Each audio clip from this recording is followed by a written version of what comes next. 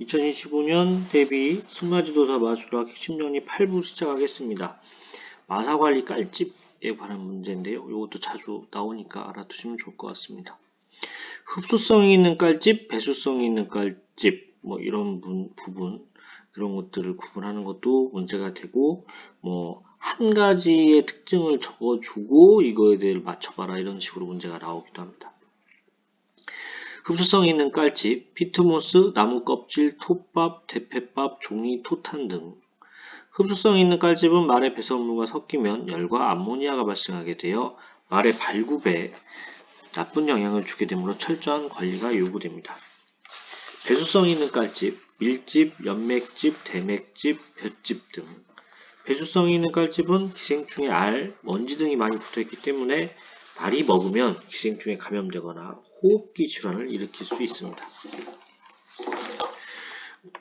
승마장에서 대패밥 많이 쓰죠. 그래서 대패밥 설명을 드리면 적절한 도구 사용 시 마방을 치우기가 용이하고요. 호흡기 질환이 있는 말의 깔집으로 매우 좋습니다. 근데 썩는데 장시간이 걸리기 때문에 폐기가 쉽지 않은 단점이 있습니다. 글갱이 이런 말 손질 도구들 잊을만 하면 멋이 나옵니다. 그리고 어쨌든 그나마 좀 많이 나오는 그런 장비들로 좀 추렸습니다. 금속 글갱이, 이 글갱이는 결코 말에게 사용해서는 안 되고 단지 몸통용 소를 청소하는 데만 써야 한다. 효과를 유지하기 위해서는 털이 끼어 있지 않도록 한다. 글갱이, 플라스틱과 고무로 된 말 글갱이는 특히 초지에 방목되었던 말에 들러붙은 진흙 등의 더러운 것을 제거하는 데 사용된다. 얇은 채모나 예민한 피부를 가진 말에게 사용할 때는 주의가 필요하지만 말에게 직접 사용해도 된다. 몸통용 솔, 요거 몸통용 솔인데 이 솔들은 마방에서 관리하는 말의 피부에 있는 먼지나 빗틈을 제거하는 데 사용되고요. 짧고 촘촘하고 뻣뻣한 털이 박혀 있습니다. 몸통용 솔은 뻣뻣한 정도에 따라 여러 가지로 나뉘며 말의 채모가 가늘수록 부드러운 솔을 사용을 해야겠습니다. 또한 여름철에는 채모가 두껍지 않기 때문에 겨울철에 쓰는 솔보다 부드러운 솔을 사용을 해야겠습니다. 사진으로 보면 별 차이가 없는 것 같은데 요거는 뻣뻣한 솔입니다. 더러운 채모에 가장 먼저 사용하는 솔입니다. 강모는 몸통용 솔에 비해 길고 적당한 간격으로 박혀 있습니다. 민감하거나 털이 깎인 부분에 사용해서는 안 되겠습니다.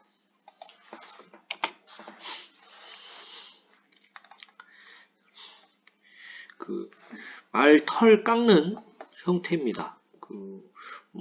요거는 다양하게 나와요. 다양하게 나오고 다 알고 가셔야 되는 부분입니다.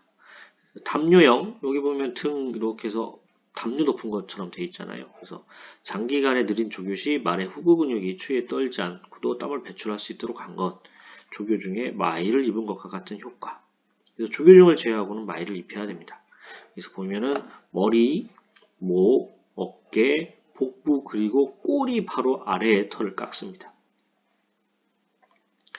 요건 트레이스형, 봇줄형인데요. 요거는 말이 운동을 하면 땀이 당연히 요 아래쪽에 땀이 찰 거 아니에요. 요 땀이 축적되는 부분만 깎는다 이렇게 보시면 되고요.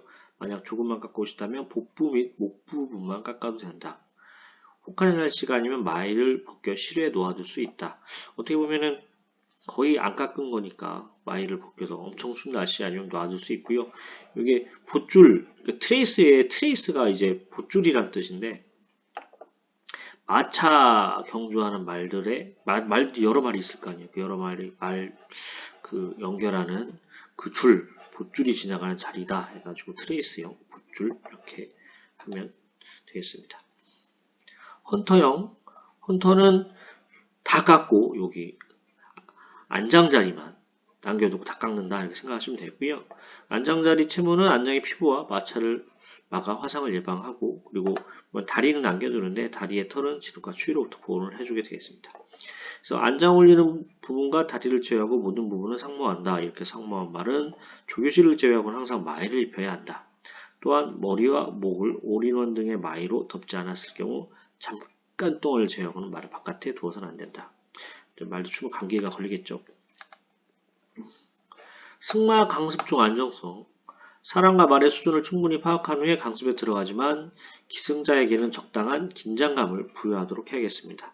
예를 들어 주의하는 경우에는 호통을 치는 것이 아니라 큰 소리로 절도에 있는 어조를 지시하고 기승자에게는 예 하고 대답하도록 시킬 것이며 지시할 때마다 몸이 민첩하게 움직이도록 교육해 나갈 필요가 있겠습니다. 그래서 그 호통을 친다. 이게 시험에 많이 나오죠. 호통을 치면 안 된다라고 이렇게 알아두셔야겠고요. 다음에 기승자의 복장입니다. 기승자 복장은 여러 가지가 있지만 그날도 꼭 중요한 포인트는 3점식 보호모, 영국에서 3점식 보호만 허용하고 있는데 우리나라도 거의 이제 시험 볼 때나 이럴 때 3점씩 꼭 차고 하게 하잖아요.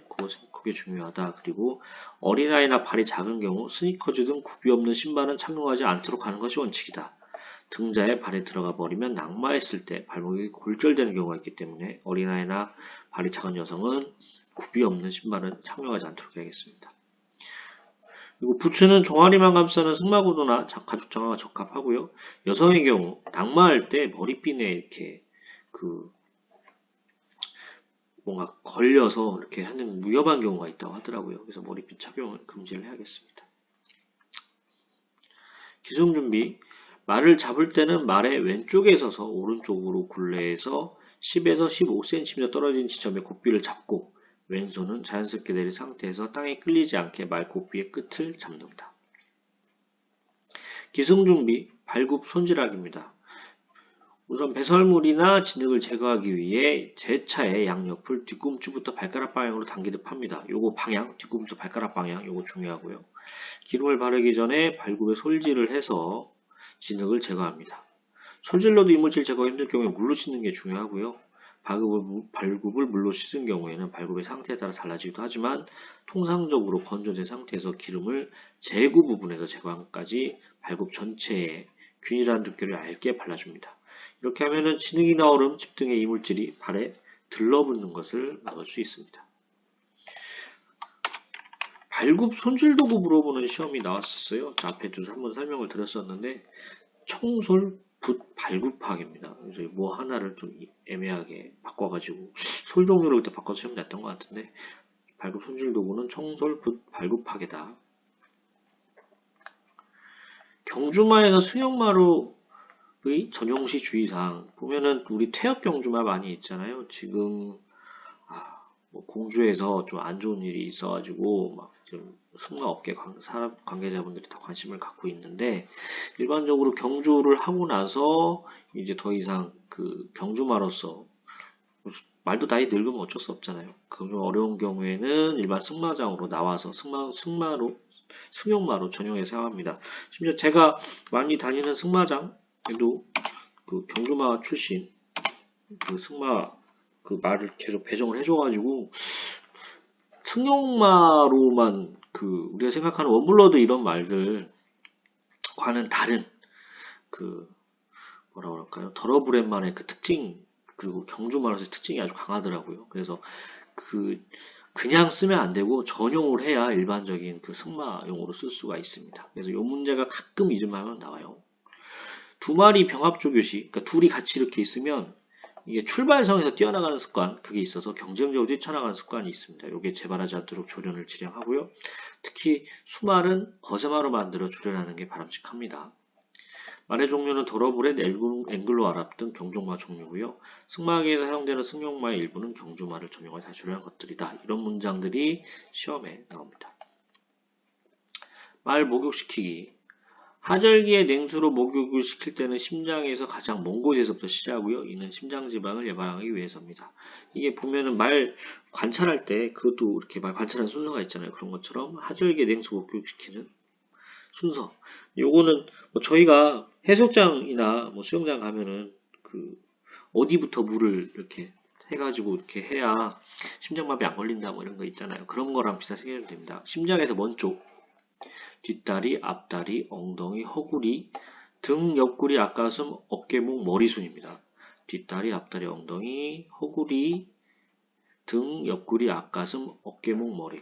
그래서 뒷다리, 앞다리, 엉덩이, 허구리 요거 4개 정도는 꼭 아시면 좋을 것 같아요. 요 4개. 뒷부분 잘 안 물어보더라고요.